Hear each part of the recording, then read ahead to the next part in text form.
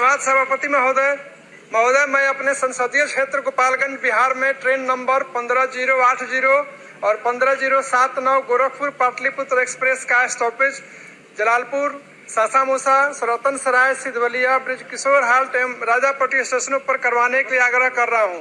Railway के अधिकारियों की ओर से महोदय जवाब आता है कि रिवेन्यू नहीं आता है। मेरा कहना है कि पूरे जिले में मात्र 2 जगह स्टॉपेज है। यदि स्टॉपेज नहीं रहेगा तो रिवेन्यू कहां से मिलेगी?